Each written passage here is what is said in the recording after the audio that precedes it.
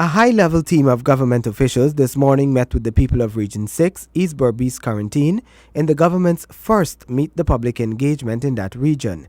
Headed by Minister of State Joseph Harman and included Acting President and Prime Minister Moses Nagamutu and Minister of Citizenship Winston Felix, the team met with scores of residents on the lawns of the State House at New Amsterdam. Our ambitions today are equally matching the turnout we have experienced before. Today's session brings together a number of government agencies which have been very problematic for members of the public to access. We have here GWI, and no doubt we all have water problems. We have housing, and we will not doubt that there is a housing problem in this country. We have lands and surveys. We have the Ministry of Communities. We have the Ministry of the Presidency. And last, but by no means least, the Ministry of Citizenship, which takes you from birth straight on to death. You have your birth certificate issues, marriage, death certificate, passport issues, all dealt with by the Ministry of Citizenship. And so today, these departments of government are all set up here to accept from you the issues and complaints which you have in order to improve on your livelihood in the Berbice region. And I would encourage you in an orderly fashion to access these services and get the best out of the public servants here assembled. Today is part of an outreach exercise which we started once we got into government. What we recognized was that there were so many people wanting to see the ministers that we didn't have enough time to meet everybody. And this was because the sheer strength, the sheer momentum of our coalition government, that everybody wanted to say something to us. Some people had problems, some had recommendations, and some had solutions to some of the problems which they faced in these communities. And so we want to welcome each and every one. And while you might not be able to reach us in the office, we have decided to bring the office to you. So we are not here only taking complaints. We are making governmental decisions here on the ground as if we were in our offices. So you don't have just a political outreach here. What you have here is a government office in Berbice that's going to be dealing with issues in relation to the people. Today we are having the exercise here, and tomorrow we will be in Cariveton, and we will be dealing with the persons who are in the upper quarantine and on the quarantine river. We believe that during the course of these exercises, that important information is communicated either from you or to you that has to do with the development of our country. We believe that for Guyana to develop, all of our people, and I emphasize, all of our people have to be involved. There is no room for segregation, no room for separation. This is the time when we have to come together as a nation if we're going to develop this country. I am happy this morning that we have quite a number of government ministers here. And besides government ministers, we also have a number of government ministries who have come to our region to help to solve some of the problems that we have been encountering here from time to time. As you know, there are still problems, and there will always be problems once we're dealing with people and agencies.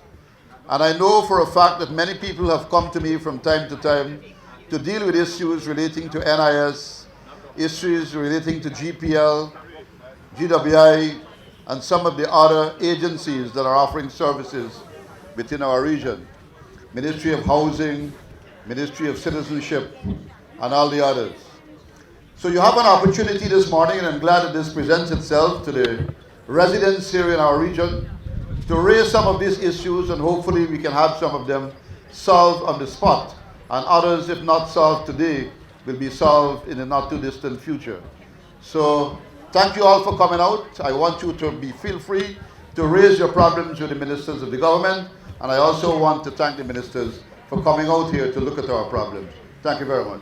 My thoughts on the government coming to view was a smart initiatives because people been writing letters to the government for months and couldn't get no proper response.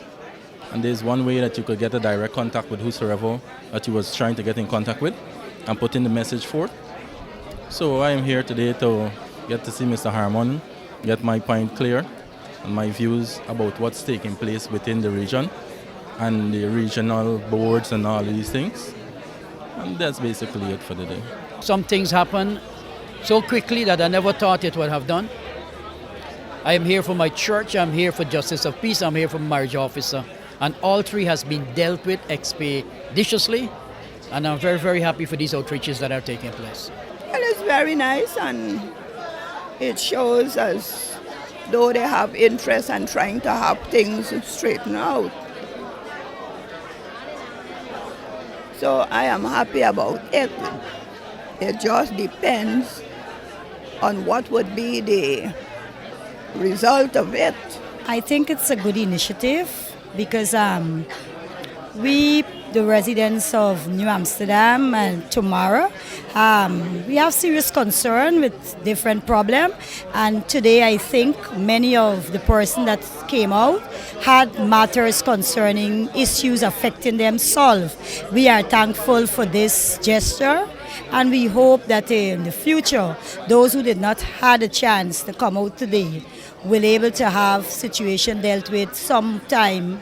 But I am glad that I can be a part of this proceeding. It has helped me to have a closer view of what is going on. And I'm thankful that the minister that came here assists us in having problems solved. And today's proceeding is going very well. As for me, I see it as a very good initiative that is taking place. It is a good initiative that the government have taken today.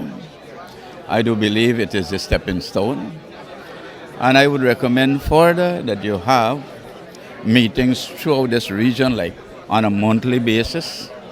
Let me say, like, for example, 3 divisions or 4, whatever the case may be, so that ministers of government can be an outreach to the people of Boris, that the people can able to add to development in the region and able to also to say what are the grievances, what are their problems. To be honest, I def like 1,000,000% by this government because I go flat out for them. Because my son, he was like on the internet, right? And he's telling me he's a follow soldier life, right? Mr. Granger life. He said, Daddy, he's not a president. He's a prophet. Because anything he's doing is like, you put in a prayer that, But we all, you got to believe it that everything got time, right? And Father may slow but sure, but we got to get faith and patience. I think it's a very good idea, the whole process. But one thing, it's a little slow because they didn't expect so much to turn out. Pardon me? You got through the issue that you came to? Yeah, so far. I'm waiting for a call now.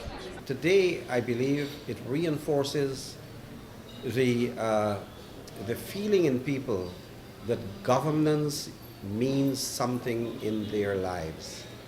It is their government, and we all have to come and listen to our people. I am pleased today that we have achieved a model of relationship that had not existed in Guyana before. We had the regional chairman with us today. We had the regional executive officer. We had the mayor and deputy mayor of New Amsterdam.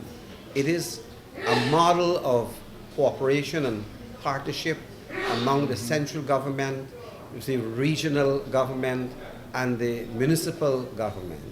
And with this type of cooperation and this type of model, I believe that we could take Guyana forward along the road to be responsible and to be responsive to the needs and the cries and complaints of our people. I just want to add this, that I believe that one of the things I heard that bothers me very much is that of the awarding of contracts in Region 6.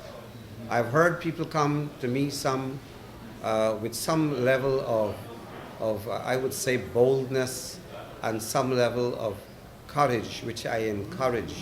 In fact, our coalition government encourages people to come forward when they believe that they're being shortchanged in contracts. And there were a few contractors who came and said that they have not been given the nod to participate in projects.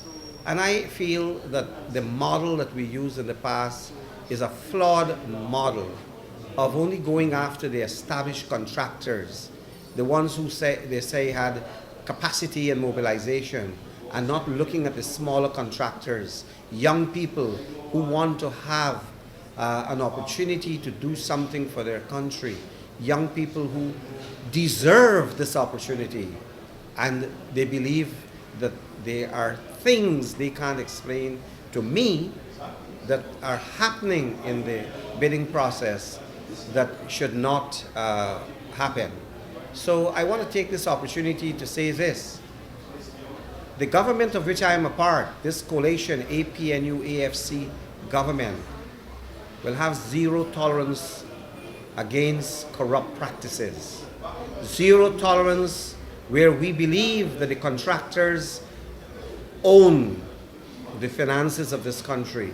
Zero tolerance for people who have ability, energy, and talent being locked out of the bidding process, not the bidding process, but of the procurement process. Come on, we have to open the game.